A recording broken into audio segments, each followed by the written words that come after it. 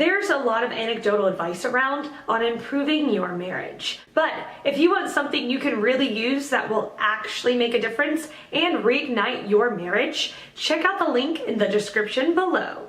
The question, I'm not happy with my marriage, what should I do? Answer by Nancy Perrin. These are basic steps. Some steps may be skipped depending on your situation. Appreciate what you have and try to not pay attention to petty details. Talk to your spouse about your expectations and how to improve your marriage. If he or she is willing to work towards a solution, do that and stop here. If not, go to number 3. Seek counseling together from pastor or a licensed therapist. If husband refuses, go anyway and tell him about it later. He may eventually attend a session. If not, go to step 4. Tell your spouse you have sincerely worked on your solution to the problems without success. Tell him you want to separate until he gets his act together. This may be a wake-up call, and he may desire to go back to step 2 or 3. If not, step 5. No one can wait forever. Seek counseling for yourself as you move on by way of divorce or however your conscience allows. If your husband is cheating on you, then I apologize for my step 1. Please seek counseling together if possible. If not, get a lawyer. Either way, separate immediately.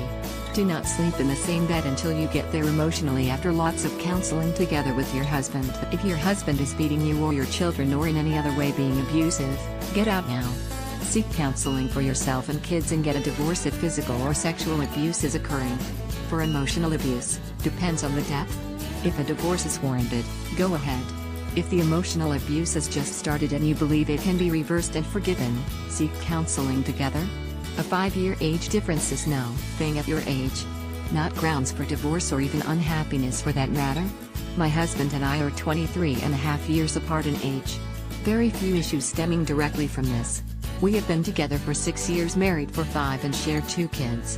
So, I am not buying into the age difference causing problems. Ultimately, this is your marriage and your life. You are in control, and I support you. Praying for you, sweetie. Answer by Mahadevan Venkataraman. Good for you for asking this question. Probably we could help you in Kora. For what has happened in your marriage, that is definitely not the ground for separation or divorce. I can understand you are pained. But you have now good opportunity for becoming wiser and being more mature. You have no control over your husband. But you can definitely understand him and be more compassionate to him. I do understand I could sound harsh, but then these days in the tough world, many people go through a lot of insecurity based on how they are brought up. And as I understand both of you being from India, and as the Indian society is conservative, everyone won't think of living life to the fullest or living with fun. And your husband is of the category. At 30, he is not too old to be able to fully understand you, and if he is pained, he could still try to understand what is going on from his parents. His parents could not also help him, leaving the thought of late marriage etc. Now look into how you can take care of yourself. Whatever way your husband is, he will definitely respond to your love. You can take initiative of being loving to him, supporting him in his work, and be a tender and gentle presence for him, and at the same time, being patient with your expectations. And when he finds you are loving to him and affectionate to him, he will respond to your love and listen to you more and more, and in that situation, he will listen more to you. Definitely things in the marriage didn't turn out the way you expected and it is painful to you. But you are the one who has to find how things could be made better based on the marriage. While you are to accept your pain, you are also to know that you can't control anyone. One point I will suggest is never try moving out of the marriage without doing the needful homework. Good luck to you. Thanks for A2A. Answer by Harshvardhan Singh. Dear brother/sister, there are just 2 ways to go about it.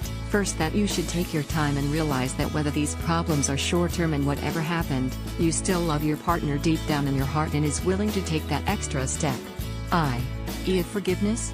If there is no forgiveness for whatever happened between you and them, then you will never get over it and the problem will keep on persisting. Your unhappiness will again boil over and will lead to something much worse. If deep down you are able to forgive your partner, then start focusing on their positive points, try to be more encouraging and forgiving even if you receive negativity in return. I believe love is always one-sided. No matter how one treats you, if there is love then you will persist and fight for it. Eventually it will definitely reap rewards. Secondly, if you feel that love is out of equation and you have gone past the point of caring, then it's totally the other situation. The opposite of love is not hatred but empathy. If there is hatred, then it means that you still think about that person.